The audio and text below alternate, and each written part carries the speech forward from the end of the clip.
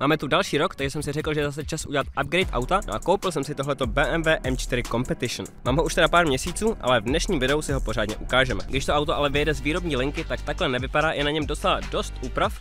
Tady ta přední maska je vyměněná a je tam tady ten spodní spoiler, který bohužel předchozí majitel takhle ulomil. To jsem já neudělal, ale bohužel je to trošku ulomený, takže buď to vyměním, nebo to tam ještě nějakou dobu nechám, protože jak je to nízký, vidíte, jak je to úplně kousíček nad tou trávou, tak je velká šance, že to ulomím i já ještě víc. Takže asi zatím to tam nechám a až to ulomím pořádně, tak to vyměním. Potom další úprava, která na tom autě je, že jsou žlutý světla. Nevím, jestli to teď bude vidět, teď byl oranžový blinker a teď se rozsvítí žlutý světla. Na té kameře to trošku bliká, normálně to nebliká. Každopádně žlutý světla, který vypadají takhle, takže mně se líbí mnohem víc než ty standardní bílý. Ještě takhle obejdu z téhle strany, abyste si to mohli prohlídnout. Tady ale nic upraveného není, takhle vypadá normálně M4. Vzadu taky víceméně tak, jak to vyjelo z továrny, akorát tady ty koncovky jsou trošku vyměněný, tam byly původně jiný. Můžete mi schválně napsat, jestli se vám líbí víc tahle M4, anebo ta starší, kterou jsem měl předtím. Jakože mně se zezadu líbí víc tahleta, ta podle mě zezadu je to jedno z nejhezčích aut, co existuje takhle. Zepředu se by asi líbila víc ta starší, ale jinak jakoby na používání si myslím, že tohle auto je mnohem takový příjemnější. Prostě těch 7 let vývoje, nebo o kolik je to novější, je tam fakt jako znát. No a jdeme se podívat na interiér. Interiér vypadá takhle. Za začátku ta modra na fotkách, když jsem to viděl na inzerátu, tak se mi moc nelíbila, ale ideálně musím říct, že vypadá hodně hezky. Nevím, jak to bude vypadat na tom videu, ale už hodně lidí mi to i pochválilo, že se jim to líbí, takhle ta modra. Takže jako nakonec jsem s tím spokojený, trošku jsem se toho bál, ale nakonec musím říct, že je dobrý. Jinak mám karbonové sedačky, ty jsou příplatkový, ale myslím si, že vypadají o dost líp než ty originální. Takhle vypadají zezadu.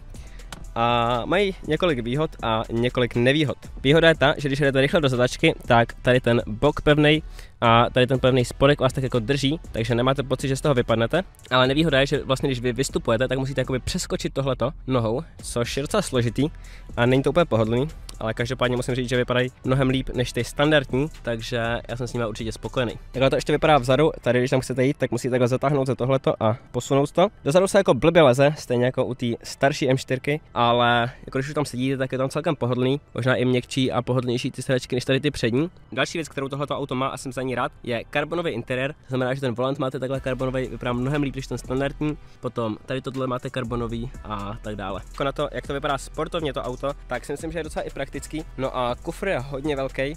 Zároveň ale jak je i velký ten kufr, tak je to auto dost dlouhý, takže se s ním neparkuje úplně pohodlně. Můžeme otevřít kufr se takhle sám hezky otevře a vypadá takhle, jako vyjde se sem fakt jako hromada věcí. Takhle tady zmačknu tlačítko a tím se to zase hezky takhle samo zavře. No a my asi to jdeme nastartovat a trošku se projet, ne?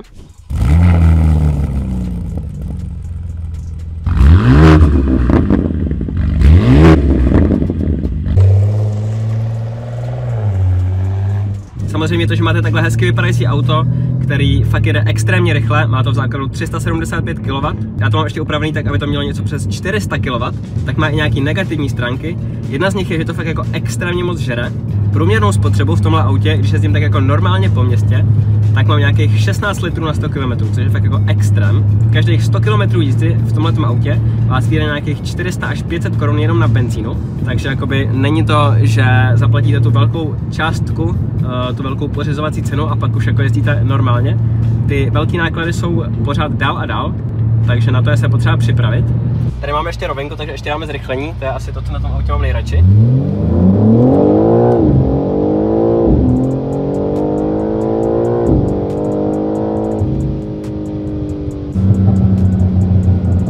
Nevím, jestli je to slyšet v tom videu, ale to hezky bublá, i když jedu.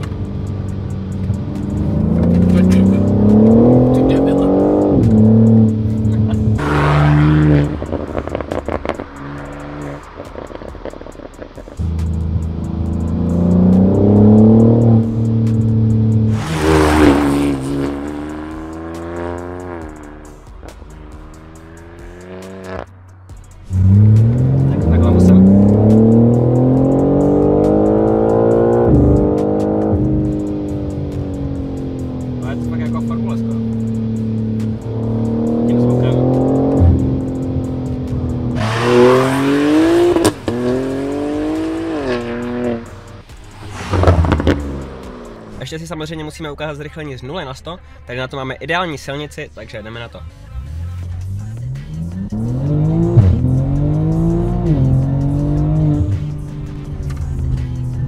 potřeba říct, že to auto má náhod na zadní kola, není to X-Drive, není to 4kolka, takže to zrychlení z 0 na 100 má trošku pomalejší než X-Drive, ale zase X-Drive je těžší, ta zadokolka má takový jako lepší jízdní vlastnosti, takže je to prostě něco plus, něco minus, to zrychlení je trošku pomalejší, ale i tak si myslím, že to je dost rychlý.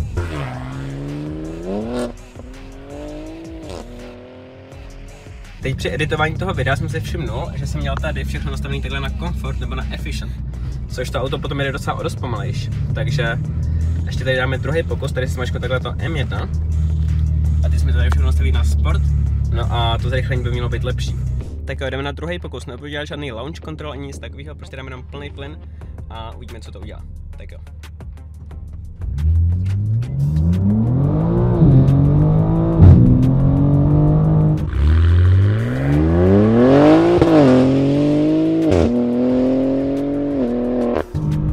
Myslím, že by to mohlo být trošku rychlejší, popadaly mi tady všechny věci, ale uvidíme až na tom časovači potom, jestli to bylo lepší nebo ne. Ještě si můžeme ukázat, jak to vypadá zadmi to auto. Takhle tady má takovýhle modrý proužky, nebo víceméně barvu těch proužků si můžete nastavit, jakou chcete. Ale jako docela hezky to vypadá zadmi, samozřejmě Mercedes to není, Mercedes má nejlepší interiéry, ale zároveň si myslím, že to je pořád dost pěkný. Ještě jsem vám vlastně zapomněl ukázat funkci, kdy to auto umí takhle řídit samo, já se vůbec nedotýkám volantu. A úplně bez problémů se tady projíždí zatáčkami, a teď jsem se trošku leknul teda, občas mě jako vyděsí, ale jinak víceméně zvládá zatáčkama projíždět úplně samo. Já vlastně tady, když zmačknu tady ten volant, tak tam nastavím autonomní řízení. Tady se trošku bojím teda, jestli to zvládne tuhle zatáčku. To no, nezvládlo. Tak občas to musí takhle chytit, ale prostě na rovný dlouhý trasy je to úplně výborný. Je to hodně dobrý takhle v koloně, že vlastně vy nemusíte vůbec nic dělat. A to auto zpomaluje za vás, zrychluje za vás, zatáčí za vás.